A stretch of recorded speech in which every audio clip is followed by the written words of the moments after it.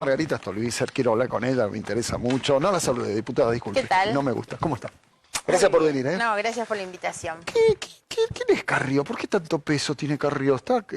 ¿Hay un doble comando, como se hablaba en algún momento? En realidad, ayer me dio la impresión que ella le mandaba demasiados mensajes al presidente a través del programa en el que estaba. Y hoy me llamó la atención también, no tanto por la entidad de Carrió del presidente, sino porque me da la impresión que la Argentina tiene algunos problemitas que atender, ¿no? Más importante que Claro, y yo imagino que el presidente debería estar dedicando su atención, no a mandar un Twitter de apoyo a Carrió, que además yo estoy convencida que ni siquiera Carrió necesita eso. Las denuncias que se le pueden hacer a Carrió son absolutamente infundadas y por lo tanto me parece que el presidente debe estar ocupándose de cuestiones más trascendentes que eso, que es obviamente una obviedad, ¿no? Pero para nosotros parece no trascendente, pero para el gobierno lo es. Salió no solo el presidente, la vicepresidenta y muchísimos funcionarios a bancar a Lilita.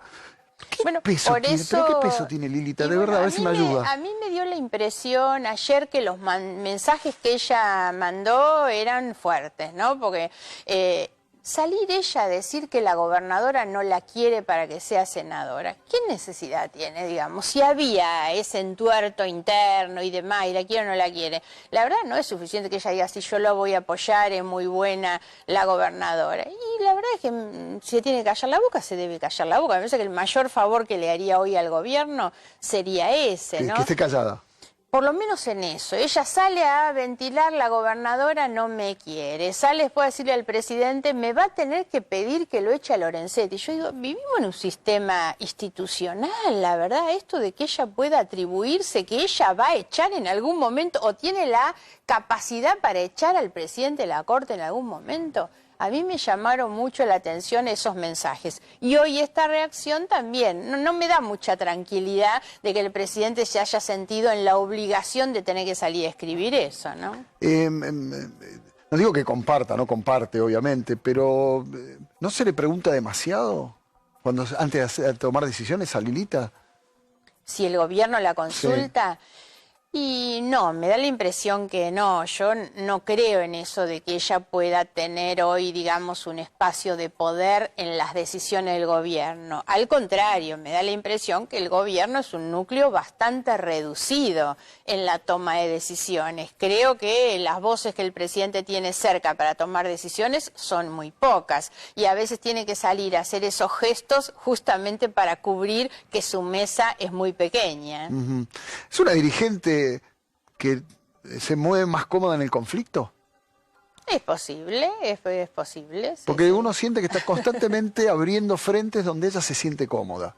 Sí, qué sé yo, a esta altura prefiero no opinar demasiado, estamos en espacios políticos distintos y me parece que lo mejor es que ellos resuelvan en el marco de su coalición cuáles son esos conflictos, ¿no? ¿Va a ser finalmente usted candidata? No lo sé, la verdad es que todavía nosotros no hemos tomado esta decisión. Como no conocemos oficialmente ni los candidatos del gobierno, ni los candidatos del Frente para la Victoria, nosotros venimos trabajando bien en el armado de una coalición política importante junto a Sergio Massa, pero todavía ni siquiera esto está definido, esperamos para los primeros días de mayo, falta muy poquito. Nosotros estamos terminando un marco de consultas en toda la provincia de Buenos Aires con todos nuestros referentes seccionales, y bueno, si terminamos a fin de este mes, que espero sea así, la primera semana de mayo ya estaríamos, digamos, planteando un acuerdo. Y después, recién al mes siguiente, podremos hablar de candidaturas. A senadora, obviamente. Claro, no voy a ser a diputada porque yo llevo muchos años ya en la Cámara de Diputados y uno tiene que ir oxigenando esos lugares también, ¿no? Recién lo nombró... Y es una apuesta a lo grande, además porque todos sabemos que la candidatura a senador es una candidatura difícil y que entonces yo podría ser senadora solamente ganando y esto significa que, bueno, apostamos a ganar la elección. Que esté del otro lado Cristina... Influye, no influye, es importante, polariza como dicen, algunos dicen esto va a ser polarizado entre el gobierno, si va Cristina entre el gobierno y Cristina, dejando casi a ustedes afuera de todo esto. Sí, a ver, primero a mí me da la impresión que la polarización no es tal, incluso yo vengo planteando que a veces hay demasiados parecidos entre el gobierno actual y el gobierno anterior, pero está claro que hay una conveniencia recíproca en plantear ese escenario de confrontación entre las dos partes con la intención de asfixiar a los demás. Nosotros no nos sentimos, primero, eso, esta idea de un espacio intermedio ya no es un objetivo que nosotros tengamos, sino al contrario. Yo siento que lo que se discute en esta elección es cuál es la oposición que la Argentina necesita, porque los argentinos ya votaron gobierno y lo votaron por 4 años, y entonces el gobierno del PRO va a durar hasta el 2019, y entonces ahora lo que hay que elegir es quiénes son los que son la mejor oposición. No solo frente al gobierno, ¿qué es lo que la Argentina necesita? Estoy convencida que la Argentina necesita una oposición más razonable, cooperativa, que dialogue, que marque límites y controle, y no es volver al pasado. Yo creo que la Argentina superó la etapa del cristinismo duro, de la cámpora tirando piedras, y la sociedad no quiere verse envuelta en ese tironeo que es muy malo para el país. Y creo que lo mejor que le hace a la convivencia democrática es pensar, tal vez no en esta elección, sino un poco más adelante, pero hay que empezar a construirlo, un sistema político más previsible, donde puedan existir distintas alternativas, y el poder también es alternancia, ¿no? Recién hablaba, bueno, se terminó el cristinismo duro, la cámpora tirando piedra, pero se terminó también eso de la ancha avenida del medio. Que... Claro, eso es a lo que me refiero. Por eso lo interpreto como eso. Usted lo que dice, ya está eso. Claro, vamos a definirlo. Lo que nosotros queremos exactamente es ser nosotros la alternativa política, porque la oposición no es la que grita o tira piedras, la oposición es la que tiene un proyecto de reemplazo. Y si algo tiene sobre todo Massa con su equipo, es un proyecto político para gobernar la Argentina. Pero le metió nafta a usted, Margarita. Bueno, pero me parece que eso es lo que porque nosotros era como medio tibio hasta ahora, hacer, ¿no? Y usted me parece que le puso súper. Lo pasó Estamos logrando una buena complementación, siento, pero lo hemos hecho demostrando durante todo el año pasado nuestra voluntad de cooperar, y acompañamos muchas veces al gobierno cuando nosotros creíamos en el primer año de gobierno que era necesario hacerlo, que la Argentina recuperara las posibilidades de estar en el mercado financiero internacional, que la Argentina recuperara o cumpliera con los jubilados, y acompañamos muchos de los proyectos que el gobierno y que el presidente pidió. Bueno, hoy ¿se acabó eso? Se acabó porque el gobierno es quien decide romper el diálogo. El gobierno es quien empieza, después de haber llamado a Massa durante todo el año para que Massa le salvara la sesión del Congreso. ¿Literalmente lo llamaban? Pero tenían el teléfono permanente. No hubieran podido conseguir el número necesario para sesionar en el Congreso si no hubiera sido que Massa les garantizó el número durante todo el tiempo. Incluso hasta yo me diferencié en alguna oportunidad, por ejemplo el blanqueo, que hoy todos anuncian ha sido un éxito, nosotros no lo votamos, y Massa sí lo votó. Entonces creo que hay que recuperar una Argentina donde la alternancia fortalezca la democracia. Hoy el gobierno plantea una estrategia de miedo, que es decir, tienen que ganar la elección, porque si no ganan la elección parece que el país se derrumba. Bueno, no, la verdad es que nada se derrumba si un partido que gobierna pierde la elección. Tienen 2 años incluso para demostrar que pueden mejorar. Incluso Viquetti, ahí sentado también, confirmó, después otros también, sus ganas, imposible, hay que reformar la Constitución, su intención de terminar con las elecciones de término medio, ¿no? Sí, pero hoy no hay ninguna condición para eso. Yo no sé para qué tiran esto. Me da la impresión que el gobierno le encanta regalar espejitos de colores. Ajá. Y entonces encandilar a la gente con otros temas para que no se hable de lo grueso, que es obviamente la inflación, la crisis de crecimiento, de estancamiento, la crisis del consumo, los problemas institucionales que el gobierno tiene, los conflictos de intereses. Entonces venden espejitos de colores, ¿no? ¿Cuándo es que el gobierno rompe y toma la decisión de mandarse solo, de romper las alianzas que tenían estratégicas, por lo menos con la oposición? Porque ahora lo que dicen muchos de la interna es, ahora vemos a la oposición toda sentada enfrente. Claro. Cuando sus consultores les dicen que les reditúa más que el diálogo pelearse con Cristina. Entonces ahí es donde deciden el inicio de la Asamblea Legislativa este año, el 1 de marzo, cuando el presidente llega y ahí con el dedo acusador se enfrenta con el kirchnerismo. Me parece que es lo que marca una campaña distinta. ¿Y el 1 de abril también, esa marcha también los envalentonó? También, por supuesto eso, la presencia de del jefe de gabinete peleándose con el exministro de Economía. Ellos, sus consultores, le dijeron, esto garpa y garpa. Y además hay algo de razón en esto. Cristina cuando sale, o los ultracristinistas cuando salen, espantan. Y el gobierno acumula por el espanto. Entonces esto es un juego de retroalimentación que es muy bueno para ellos dos, es muy malo para el país. Porque el solo riesgo de que vuelvan los que se fueron y tanto daño le hicieron a la Argentina no es bueno para pensar en un futuro diferente. ¿Hay posibilidad de que vuelvan? Bueno, hoy, en la medida en que el gobierno de manera irresponsable fogonea la posibilidad de Cristina como una alternativa, porque en el espanto ellos siguen cobrando y siguen aumentando, da la posibilidad de que Cristina termine, si se presenta, haciendo una elección razonable y eso la potencie para el 2019. Nosotros trabajamos para que eso no sea posible, porque además sería...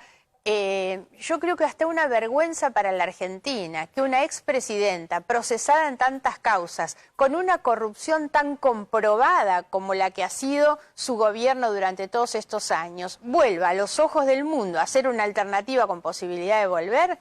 Pensemos en cualquier empresario argentino que están intentando y haciendo muchísimos esfuerzos para recomponer su situación. ¿Cuánto vale la Argentina frente al mundo? Si nosotros después de todo lo que nos pasó volvemos a insistir con un gobierno igual al que se fue. ¿Hay puntos de comunicación entre este gobierno y el que se fue? ¿Hay algo que los une? Hay pareceres. ¿Sí? ¿Dónde, por hay ejemplo? demasiados pareceres. Bueno, cada vez que yo planteo, además, la falta de políticas vinculadas con la transparencia, lo cierto es que no están demostrando ellos todos los esfuerzos que deberían estar haciendo para que las cosas fueran más prolijas. El conflicto del correo.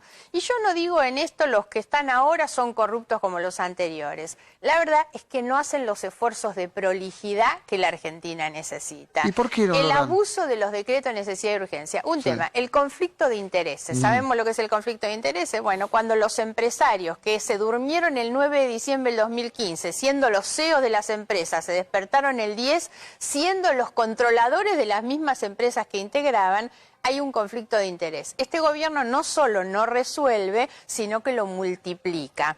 ¿Qué hace el presidente en febrero de este año? Un decreto de necesidad y urgencia diciendo voy a resolver los conflictos de interés. Un año y medio después de que debió haberlo resuelto, porque si este decreto lo dictaba en febrero del año pasado era razonable. Lo dicta ahora, no en febrero, perdón, en abril de este año. Tarde, extemporáneamente, con un DNU en vez de hacerlo mandando un proyecto al Congreso. Entonces demuestran que terminan utilizando los mismos mecanismos. ¿Qué quiere decir? Que van por la banquina, como iban los otros. En lugar de ir por el marco de la legalidad, por el camino que corresponde, buscan permanentemente los atajos. Bueno, yo acabo de presentar un informe que muestra dos aspectos del funcionariato de este gobierno. Uno es la cantidad de funcionarios con conflictos de intereses, muchísimo. Perdón, por conflicto de intereses, ¿por qué no lo llamamos corrupción? Porque no es corrupción. Todavía. No es corrupción, claro. No necesariamente un conflicto de interés es corrupción. Y me Si parece no que lo paramos. es buena la aclaración. Claro. Porque en realidad el conflicto de interés lo que hace es crear las condiciones que permiten que pueda haberlo. Pero yo no estoy en condición de decir hoy hay algún funcionario corrupto. Si no iría y haría la denuncia. Y el otro es la cantidad de funcionarios en este gobierno que permanecen respecto del anterior, en niveles altos de decisión, digamos. Entonces, por alguna razón le han dado continuidad a tantos ¿Cuál funcionarios. sería esa razón? ¿Por la que los dejan? Sí, porque teóricamente... Hay varias. Este es un gobierno extrañamente desconfiado de la política, muy desconfiado de la política. Entonces ellos, cuando uno mira cómo completan los cargos, que eran muchísimos y no tenían gente para todo, prefirieron no traer a nadie que viene de la política. Entonces, ¿cómo llenan los cargos? Y bueno, tienen el hermano del pariente del sobrino del compañero de la escuela o el pariente del vecino del departamento de la tía. Así es como llenan. Y si no, manteniendo a los que estaban. Porque como no tienen propios, y bueno, dejemos a este que viene y sabía. O traigamos a los empresarios que conocen de energía o de transporte o de agricultura. Y entonces meten a los mismos. Hay una desconfianza sobre la política, hay una subestimación de la política que se está haciendo y entonces tienen que llenar los cargos de esta manera. Y lo otro es el acuerdo político con el peronismo. Muchas veces se habla de la unidad del peronismo. La unidad del peronismo no es de ninguna manera algo que pueda ocurrir en las elecciones que vienen, y yo digo ya no va a volver a ocurrir. Y algo que ha hecho Macri, y que no cuestiono, al contrario, es saber incorporar dentro de sus propias filas a muchos que provenían del peronismo. Entonces, en la búsqueda de esos acuerdos políticos que les dan gobernabilidad, eso implica pactos para darle continuidad a muchos funcionarios del gobierno anterior. Pero cuando uno hace pacto tiene que entregar algo. ¿Qué entregan? Digamos ¿Impunidad que, en algunos casos? No me animaría tanto. Yo digo, hoy es continuidad, es preservar algunos lugares. Hoy me quedo con esto. Porque cuando recién hablábamos un poco de que no hay mucha, digamos, mucha vocación a la transparencia, digamos, ¿no? ¿Por qué será? No hay esfuerzos suficientes. Por eso, ¿por qué será? Porque se imaginan que lo que está pasando al kirchnerismo les puede llegar a pasar a eso. Digo, ¿es de riesgo hoy hacer política? ¿Comodoro Pi parece ser el final de todos? A ver, yo creo que también hay una concepción respecto del Estado. Yo he sido obviamente muy crítica del gobierno anterior en ese manejo, digamos, tan confuso entre los intereses privados y los intereses públicos. Bueno, he hecho la denuncia, entre otras tantas cuestiones, de la jefa del Estado contratando, o la empresa del Estado, Aerolíneas Argentinas, contratando el hotel de la jefa del Estado. Eso es un conflicto, una negociación incompatible con la función pública. Esa confusión entre el manejo de los negocios privados y el manejo de los recursos públicos se repite bastante hoy. El caso del Correo es eso. Yo no digo que el caso del Correo sea un caso de corrupción, pero que la verdad se mezclaron demasiado los intereses públicos y privados, eso es así. Y eso tiene que ver con una concepción del Estado, con que los que llegan no tienen demasiado claro para qué es el Estado. Es más, desprecian el Estado. Bueno, y atrás de todo esto hay una concepción política ideológica también, ¿no? Recién dijo por ahí, como al pasar, que no creía a un peronismo unido, no ya, sino para adelante. ¿Está segmentado? ¿No hay manera? No. ¿Massa no podrá ser el que lo una? No, pero además hay que mirar esto no como una cuestión traumática, sino al contrario. Me parece que forma parte de un proceso y un proceso de renovación, de modernización de la política, que es bueno. Ya no vamos a volver a ver el sistema político bipartidista de peronistas y radicales que conocimos hace 40 o 50 años atrás. El peronismo hace 15 años que no va junto a una elección y no va a volver a ir junto. Y en esto es que yo le reconozco el mérito a Macri, que es haber conformado una fuerza política de centro-derecha y tomar a aquellos que venían del peronismo y del radicalismo que comulgaron con su idea. A la Argentina le falta conformar una fuerza política de centro-izquierda que tome lo bueno del peronismo y el radicalismo, que comulga con las ideas de la centro-izquierda. Así es como vamos a tener un sistema político que alternen en gobierno, que en el que el debate sean las ideas y no los negocios. Porque lo que tenemos que llegar es que el sistema político sea una disputa de partidos o de coaliciones políticas que muestran sus ideas y pelean para ver cuál es mejor, y hay que dejar afuera al partido de los negocios, a los que se acomodan por derecha y por izquierda solo para utilizar el Estado como un botín. ¿Macri está intentando privatizar la política? Y la tienen bastante privatizada en realidad, porque ellos arman una fuerza política que tiene que ver con esto, con una concepción donde el Estado, digamos, cumple un papel demasiado light. Y además tienen una concepción que por supuesto yo no comparto, pero que lamentablemente repite un esquema que algunos le llaman populista, y tal vez hay que buscarle menos denominadores, pero mostrar los resultados. En más de 30 años de democracia, cada gobierno que llega lo que hace es entregar más planes sociales y la Argentina tiene cada vez más cantidad de pobres. Algunas cosas están fallando. Hay una política que tiene más que ver con la necesidad de cooptación y de captación de una determinada clientela política y no le estamos resolviendo el problema a nadie. Tenemos cada vez más pobres y cada vez hay más recursos del Estado. ¿Por qué no se discute la educación? Recién en la conversación con Baradel, ¿qué es lo que falta atrás de esa discusión? Empezar realmente a pensar cuál es la educación que necesitamos. Hoy hay un debate que cruza el mundo entero, que es de qué manera el avance de la tecnología y la automatización se va a comer millones de puestos de trabajo. es tiempo que discutamos cuál es la educación que la Argentina, de acuerdo a sus recursos, a sus necesidades, tiene que tener, cuáles son las habilidades que hoy busca un empresario cuando necesita un trabajador en realidad, y no son los manuales que estudiamos nosotros en la escuela y que siguen estudiando los chicos hoy. Y ese no es un debate que esté hoy en la Argentina. Y el debate de la justicia, de la seguridad, a partir de todo esto, la ley de ejecución penal ahora... Tiene mucho que ver con todo esto. Lo que pasa es que a veces se nos antoja que tenemos que empezar por atrás. Se habla muchas veces del tema de la inseguridad y yo estoy convencida que si no resolvemos la educación no podemos resolver la seguridad, porque muchos dicen ahora, bueno, hay que salir a ver si metemos preso a un pibe de 12 años porque roba un kiosco. Bueno, veamos qué es lo que pasó con ese pibe de 12 o 14 años, por qué dejó la escuela.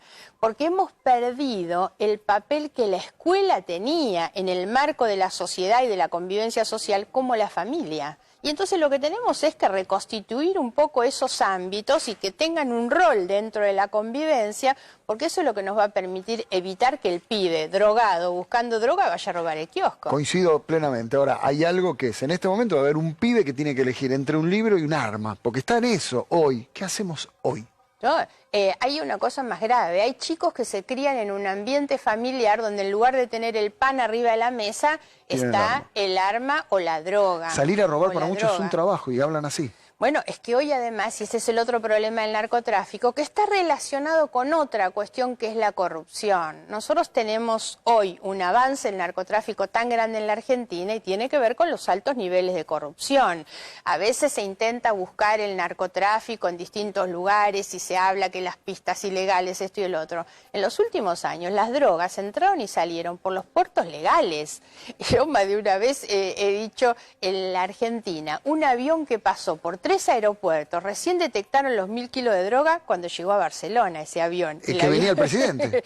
Bueno, ese ni que hablar. En el que venía el presidente traía droga. La pastilla de éxtasis. Exactamente. Entonces, yo digo, si nos están pasando estas cosas, empecemos a pensar que hay algunos controles que no están funcionando. No, tenemos que pensar, Margarita, que convive la política, la justicia y la fuerza de seguridad con eso. Y ahí es donde se mezcla el tema de la corrupción, la vinculación además entre la política y el dinero, una relación muy perversa. Entonces, si nosotros no erradicamos la corrupción y tenemos el funcionario en la aduana que es corrupto, la verdad es que es muy difícil impedir lo que nos está ocurriendo hoy. Y después pretendemos atacar los hechos por el final. Y me parece que si nosotros no erradicamos las causas que hoy realmente nos llevan a los altos niveles de inseguridad que tenemos, no lo resolvemos. A veces dicen hay que meter preso al que tiene el kiosco en la esquina. El narcotráfico tiene capacidad de multiplicar por 10 o por 100 el kiosquito de la esquina. Entonces me parece que hay que ir de raíz ahí. Y eso tiene que ver con atacar las redes de narcotráfico, el crimen complejo y organizado con toda la dureza, pero también entender hoy que hay que apuntar a la demanda, que es un conflicto de tipo social y de la salud, y no lo estamos atacando como deberíamos. Es cierto, hay algo más importante que el tuit del presidente. Así es. Margarita, le agradezco mucho. Gracias por la invitación.